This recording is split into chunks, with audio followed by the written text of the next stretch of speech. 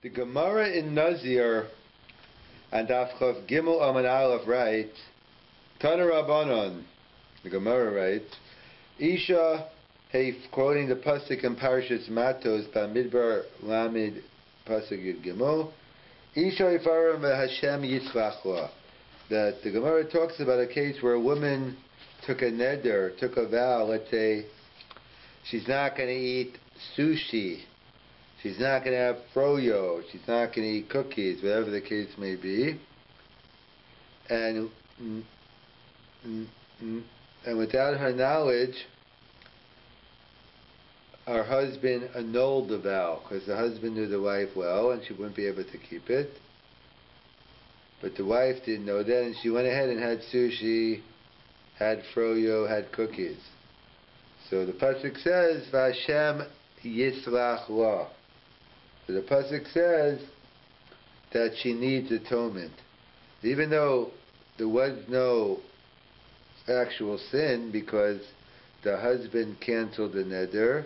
Nevertheless, she had a machshava ra. She had a machshava to break the neder. So even though Lamaisa she didn't break the neder, nevertheless the pasuk seems to be telling me Hashem Yislach La. She needs atonement. So it seems to be a machshava ra without a ma'isa avera still requires atonement. That's what's mashra from the psukim and Parashas Matos in the Gemara in Nazir and Daf Chav Gimel. However, we're all familiar with the Gemara in Kiddushin, Daf Lamed Tes, Amid Beis. Machshava ra eina kadosh baruch hu misarfa l'maisa. That someone just has a bad thought, doesn't actually act upon the thought, HaKadosh Baruch Hu does not consider it to be an action. So if that's the case of Machshava ra eina kadosh baruch hu misarfa l'maisa, so why in the case of the woman with the neder, if you only had a machshava ra, there was no maisa, how come she needs kapara? It's an apparent contradiction. If you just do a machshava ra without a maisa aveira, do you need atonement? From the Gemara in Nazir, it's mashma yes. From the Gemara in Kiddushin, it's mashma no. It's not mashma no, it says no. So there are different approaches. So approach number one is you can just say pashtus, simple pshat is, all the Gemara says in Kiddushin is machshava ra, eina kadosh baruch hu mitzarfa l'maisa, that a bad thought, an evil thought, HaKadosh Baruch Hu doesn't count as an action. It's true it doesn't count as an action, but it doesn't mean that you don't need any kapara, it doesn't mean you don't need anything. And the Gemara in Nazir is talking about where you need atonement. There's no kasha. Both Gemaras say you need atonement. The question is all the Gemara in Kiddushin is saying, if you just did a machshava ra instead of a ma'isa ra, so you need less atonement. It's eino hakadosh baruch hu mitzarfa l'maisa, but yet kapara you need. That's one approach. Approach number two is as follows. There's a famous Brisker Rav. It's a stipler regarding Lo Sachmod, the 10th commandment. So there's a famous Rambam. The Rambam writes that there are three different levels in terms of when someone covets someone else's property. So on the first level, which isn't even a violation, it's a midos ra, it's kind of like an involuntary. You walk down the street, you see a nice car, you see a nice house, you see a nice X, Y, or Z, a nice iPad, fill in the blank, and you want it. So that's just a matter of working on your midah, because it's not an isser of osachmo, it's not an isser of losasave. The Rambam writes, level number two is losasave, is that you see someone's property, you make a plan of attack, but you never act upon the plan. So since you made a plan of attack, you violate losasave, desiring someone's property. However, to violate losachmod, it's not enough just to involuntary covet something, but you have to plan an attack and you have to act on that attack. It's only ad shel lakach es chayfet shachomad. That's only when you actually take the object. So that's what the Brisker Rav, that's what the Rambam writes. The 3 levels, well, Sachbod is only violated until you actually do the Maisa. With that we can answer the famous kasha of the Even Ezra. The Even Ezra writes, how could the Torah command us on our thoughts? It's one thing to control us not to do something, but to tell me I can't desire someone else's property, how could you command it? So based on the Rambam, it's no kasha. It's only if you take it, it's a violation of Lo Sachmod. But nevertheless, that's what the Rambam writes. You don't violate Lo Sachmod without Shalokach HaChefet Shachamad. The problem is, the Ravid asks on the Rambam, he seems to contradict himself, Be'unei. Because the Rambam, on one hand, the Rambam writes that you don't violate Lo Sachmod until you do a Maisa, until you take the object. Yeah, when the Rambam explains, so when you violate Lo Sachmod, how come you don't get a good old-fashioned whooping? How come you don't get the Onish of Makis? So the Rambam answers because it's a lav she'ein bo Maisa. It's a lav which doesn't involve an action. So it's a lav she'ein bo Maisa, so therefore that's why you don't get it. So the Rabbi asks, like, what are you talking about? You just finished telling me you only violate Lo Sachmod until you take the Chefet Shechama. Now you're telling me it's a lav she'ein bo Maisa, so which one is it? So that's the Ravid's kasha on the Rambam. So the Brisker Rav and others answer the Stipler that no, really, Lo Sachmod is an Isser Machshava. It's an Isser in the mind, in the thought process. The Rambam writes, according to the Rambam, is saying it. It's only a Isser Machshava. Why does the Rambam write? You don't violate Lo Sachmod until you actually take the object. So the Stipler explains the Brisker because really it's a machshava. So anytime you're dealing with a machshava, it's always hard to get an objective point, because that's why it's much easier to figure out who's a Talmud Chacham, who's a Torah scholar, versus someone who is a tzaddik. Because a tzaddik, it's an intangible. It's hard to pinpoint who a tzaddik is, but Talmud Chacham, you could listen to the Shir, you could give them v'china, you could ask them questions. So it's very hard to say you violated Issa Machshava. There has to be some measuring stick. So what is the measuring stick? So the Rambam writes, how do I know you've gone too far? You've gone too far when you actually took the object. But it's not the taking of the object which is the Isser. It's the Isser, it's the Issa Machshava. It's the fact that you coveted the object. So that becomes revealed once you actually take it. So that's why the Rambam writes, you violate La Sachmon at Shalakach, even though he holds it to Issa Machshava. So getting back here, so someone answers similar here. It's a Machshava Ra here. In other words, in the case of the Neder, you did a Maisa. Albeit it was a Maisa Heter, when you ate the sushi, you ate the froyo, but you didn't know that. So since it was a Maisa attached, even though the Maisa was a Heter, so then we see when you have a Machshava Ra, it was a Maisa attached, even if it's a Maisa Heter, you still need Kapara. But when the Gemara Kedusha says Machshava Ra, Inu HaKadosh Baruch Hu Matar V'lo Maisa, that's when it's purely in the realm of Machshava. If it's only in the realm of Machshava and there's no Maisa, so therefore you don't need any type of Kapara. So that is the Brisker Rav. A third explanation is a Koy Chemda in Parashas Vayechi, and the pasuk, and there's Orach Hayim HaKodesh on the pasuk. V'atem chashavtam alai ra. You, Yosef, is talking to the brothers, even though you might have had bad intentions, you might have wanted to try to harm me, but at the end of the day, Elokim chashva latova. Kadosh Baruch had different intentions. And Harei Domen, that's compared to the Orach Hayim, right? L'miskaven lahashkos kaveru kos maves. You have intent to feed your friend a cup of poison, and instead you made a mistake. You gave him a cup of wine. To the Orach Hayim writes, She'eno mischayev kum. You are putter. So the Orach Hayim writes, we see from the Orach Hayim that the Orach Hayim holds the machshava ra, you don't get punished for it. So the Kwei Chamda asked in Parashas Vayechi, this Orach Hayim HaKodesh is going against a Gemara in Nazir, which he started off, Daf Chav Zayin.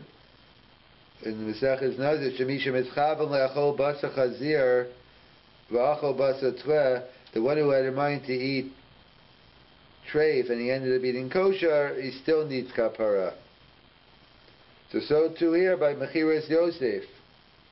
Even though, so why shouldn't they be punished for their kavana? So that's the kasha. The kasha is, from the Gemara, the Orach Hayim writes by Mechiras Yosef that you didn't need kapara, so see a machshava ra you're exempt from.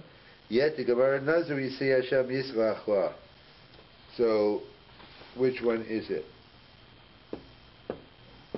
So there's a Klicham that writes, there's a Gemara Menachos on Daf Samach Daled, that the case is as follows. It's someone is fishing on Shabbos. On Shabbos, one of the 39 prohibited activities is the Isser of Seda, the prohibition of trapping. So only if you know how to fish, it might become a biblical problem. So if you catch fish, you violate a biblical prohibition. What happens if someone is fishing on Shabbos, and lo and behold, he throws the net in, and not only does he catch a fish, but he catches a tinok. A child fell into the water, and now he saves the life. What greater mitzvah, pikuach nefesh? So what do? So Rava Amachayev, the Rabba Amapata. Rava says Yechayev because you violated Seder, and Rava Amapata because you saved someone's life. So what is the Nekudat Hamachlokes between Rava who says Chayev and Rabba who says Pater? So the Klei Chemda points out, he says, Ayin Sham, if you look at the sugya over there, Kol ha-sugya shenechoku imazlinam basa machshavaso she machshavas iser vatzur dagim chayev. In other words, the Gemara gives us to love this. The Gemara tells us, if you go basa maisa, if you go by the result, so he did a tremendous mitzvah, pikuach nefesh. If you go basar machshava, if you go by the thought process, so then Yechayev, your intention was to be Machal Shabbos.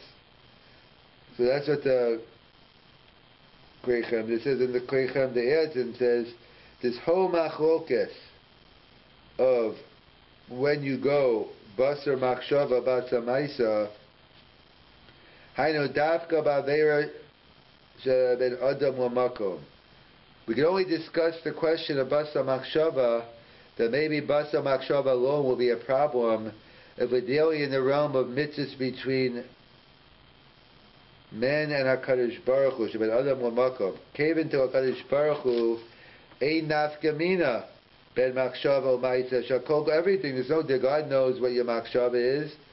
This says you know your maisa. So therefore, Avapisha ein HaKadosh Baruch Hu Masarach machshava great, even though he doesn't accept a machshava alone, mikol makom kesha osa b'pola ve'avera gemura v'shapa yesh roman azrinam basa machshavaso. So when you went fishing, your kavanah was to machal Shabbos. If you didn't do anything, who cares? But you actually did fish. So even though the bottom line is you saved a life, but we go basa machshava. Because by another makom, we play the role, machshava plays a major role. However, when it comes to mitzvahs, by another machavero, it's much more result oriented. And therefore we don't care about what you're thinking, we care about what you do. And therefore the when it comes to Yosef and Al Machavero, it's result-oriented, so therefore the brothers don't need atonement. When it comes to the case of Nazir, making a neder, that's a B'Adam L'Makom, so even a Machshava Ra requires their atonement. And that's what the Klei Chemda points out. There's no bracha on a mitzvah ben Adam L'Chaveiro. That's what Rav Chaim Shmulevitz writes in the Sichos Musar. L'Chaveiro sheben Adam L'Chaveiro lo ma'eles kavana tova. El afilu asav nischav l'shem shamayim im nigra mikach sar L'Chaveiro. Even if you have good kavanah, but you end up causing your fellow harm, you can get punished for that as well. And they bring other rayas to it, but we see that there's a fundamental difference between mitzvahs ben adam u'chaveiro and mitzvahs ben adam u'makom. And therefore the Klei Chemda writes, that's why there's no bracha on mitzvahs ben adam u'chaveiro. Because it's all about the result. And by making a bracha, you are taking away from the effectiveness of the result. In other words, if someone ani comes knocking on your door and you want to give them food or money and they're starving, so you say, wait a second, Baruch Atah Hashem, the ani can faint in the interim. So therefore, Chazal never instituted brachas if it's going to interfere with the result of the mitzvah. So therefore, there's no bracha. That's why the Rosh Shlomo Zalman writes, if you notice all the Gemaras, it's a machlokas in the Gemara, whether mitzvahs tzrichas kavana, mitzvahs ain't tzrichas kavana. There's a whole discussion in the Gemara whether mitzvahs require intent or mitzvahs don't require intent. So Rav Shlomo Zalman Auerbach and others point out, if you notice when the Gemara talks about mitzvahs tzrichas kavana, they're talking about shofar, they're talking about lulav, matzah, they're talking about mitzvahs be'adam makom. Then we could deal with mitzvahs tzrichas kavana. But when we're dealing with mitzvahs be'adam chaveiro, kavana is not the ikar, it's the totzah. It's the result that's important. And that's the difference between a nazir, which is a neder, which is be'adam makom, versus mechiras yosef, which is be'adam chaveiro. So let's summarize. We have the apparent contradiction. Our Gemara in the Nazir says that Hashem Yisrach, a woman requires atonement if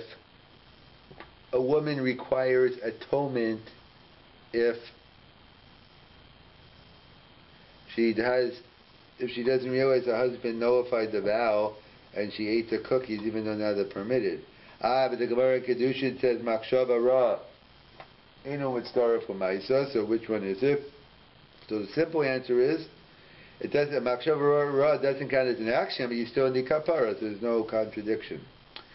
A2 is the brisk Rav and the Stiplis. You sort of osach mode that even though the Rambam writes you're not chayiv until you actually take it, yet he calls it a lav she'ein bo maisa. So that's the pshat is there's really issa machshava, and the maisa just tells you that you've gone too far.